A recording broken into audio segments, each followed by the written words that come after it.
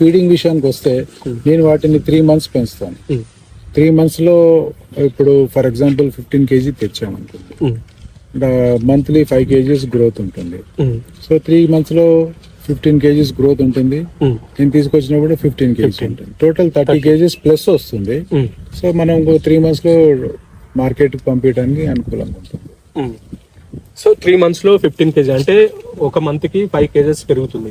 ఎలాంటి ఫీడ్ ఇస్తారు దానికి? నేను టిఎంఆర్ అని టోటల్ మిక్స్డ్ రేషన్ అంటారు, దాని ఫుల్ ఫామ్ వచ్చేసి టిఎంఆర్ ఫీడ్ ఇస్తాను. నేను అది ఒంగోలు నుంచి పర్చేజ్ చేస్తాను.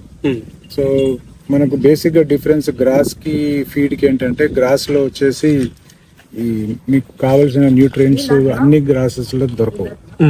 కాబట్టి టిఎంఆర్ అనుకుంటే మనకు ప్రోటీన్స్ కానీ మినరల్స్ కానీ ప్రతిదీ వాళ్ళు బ్యాలెన్స్డ్ గా మిక్స్ చేసి ఉంటారు. కాబట్టి సో వాటికి కావాల్సిన న్యూట్రియంట్స్ అన్ని అందుతాయి. Plus scientific